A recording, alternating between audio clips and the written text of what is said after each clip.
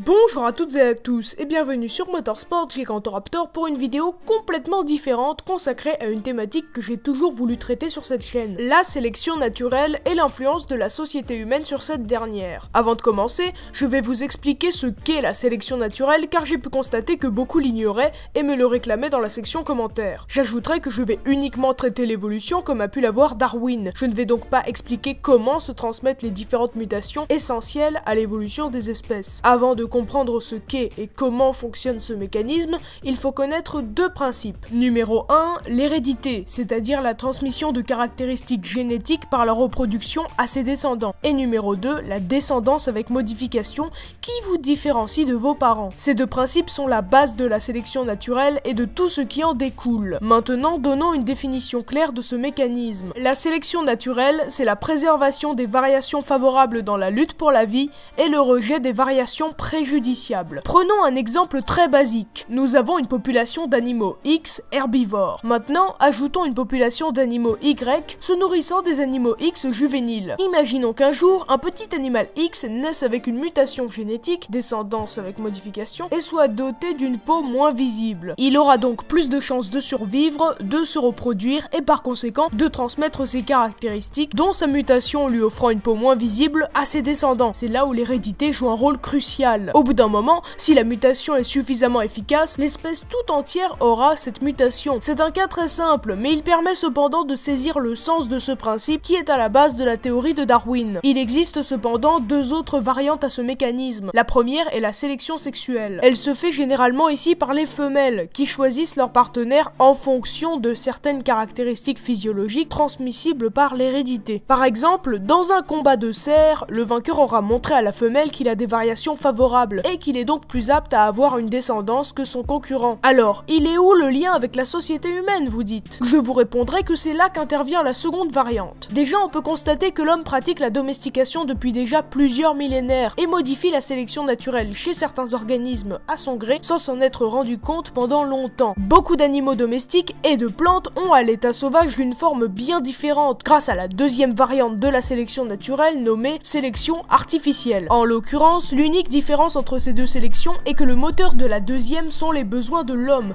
et c'est l'homme qui va sélectionner en fonction de ce qu'il désire. Ainsi, si vous voulez avoir les chiens les plus rapides possibles, vous allez parmi une portée de loups choisir le plus rapide, empêcher les autres de se reproduire, forcer ce loup concerné à se reproduire dans le but qu'il transmette les gènes responsables dans sa vitesse à ses descendants. Ensuite, parmi ses descendants, vous choisirez le plus rapide et ainsi de suite. Ce qui distinguera vos chiens des autres spécimens, outre leur vitesse, sont les caractéristiques anatomiques qu'ils auront développées et qui vont de pair avec cette vitesse. C'est comme ça qu'on s'est retrouvé avec tous ces chiens différents, avec les cochons, sangliers à l'état sauvage, avec les chats et avec une flopée de végétaux qui peuvent être aussi sélectionnés. On pourrait alors se poser la question de savoir si le mécanisme théorisé par Darwin s'applique à l'homme, ce qui est évidemment vrai. Mais il y a une impasse, notre société moderne. Alors vous, spectateurs curieux, me demanderez en quoi la société du 21e siècle modifie la sélection naturelle chez l'homme. Eh bien, laissez-moi vous répondre que tout dépend de plein de facteurs, mais globalement oui. Laissez-moi vous expliquer. Contrairement à ce qu'exige la sélection naturelle, quand aucun autre facteur n'intervient, la société moderne, parce qu'elle instaure des lois qui protègent les moins adaptés et leur permettent de survivre, permet à beaucoup de variations non favorables, souvent dues à des mutations génétiques, de se transmettre sans difficulté à des éventuels descendants. De sorte que le mécanisme de sélection naturelle est largement contrarié par les logiques humaines de sympathie, de solidarité entre les générations et d'équité entre les individus d'aptitudes et de forces différentes, ce qui la réduit considérablement, alors que dans la nature, les variations non favorables ne sont pas sélectionnées. Ainsi, je doute que l'espèce humaine change beaucoup morphologiquement ces prochains millénaires, ou du moins si elle change, son hypothétique changement définit à merveille le terme imprévisible. Le mécanisme de l'évolution est aussi grandement altéré par la médecine, qui sauve des millions de vies permettant à énormément de personnes de survivre plus longtemps et donc de se reproduire davantage. La sélection naturelle est-elle donc morte dans notre société? Et si oui, est-ce une mauvaise nouvelle? Laissez-moi vous répondre en deux mots.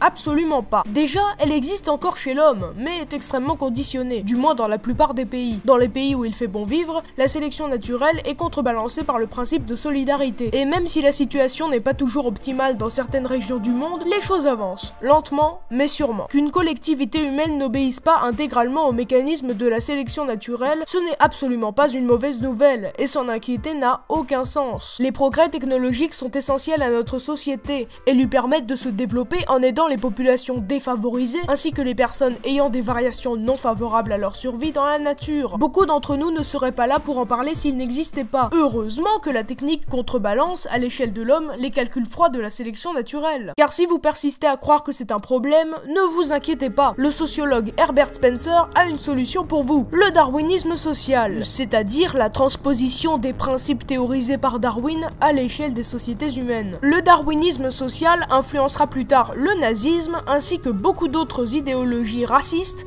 qui verront dans cette thèse la confirmation scientifique de leur vision inégalitaire des choses. Prenant à tort la description des mécanismes naturels selon Darwin pour un code d'organisation des sociétés humaines, le darwinisme social consiste à penser qu'il faut supprimer tous les dispositifs qui contrecarrent le mouvement nécessaire de la sélection naturelle. La suppression de l'aide aux handicapés, les différentes protections sociales et l'abandon des conduites charitables. Ou pire, la suppression de ce qui pourrait parasiter cette sélection ou la suppression de groupes sociaux dits concurrents. Si vous ajoutez le racisme à cette vision des choses, vous aurez la justification pseudo-scientifique de massacres de population ou pire, le génocide. Pour ceux qui pensent encore que Darwin est responsable de ça, sachez qu'il s'opposait vigoureusement de son vivant à Spencer et à son horrible idéologie. En décrivant la sélection naturelle, Darwin n'a pas écrit une morale, il a décrit un mécanisme. Pour le dire autrement, l'exploitation de l'homme par l'homme ou l'infériorisation d'une population par rapport à une autre n'a aucune justification éthique ou scientifique. Regretter que la sélection naturelle n'ait pas été rigoureusement appliquée à l'échelle humaine, c'est la porte ouverte vers l'anarchie. Ce n'est plus de la science, c'est de l'idéologie, c'est-à-dire une opinion qui se prend pour une science. Et quand une telle idéologie arrive au pouvoir, c'est l'enfer sur Terre. Sur ce, merci d'avoir regardé, j'espère que ce travail vous aura intéressé. N'hésitez pas à partager la vidéo si vous l'avez appréciée et à faire des suggestions dans les commentaires.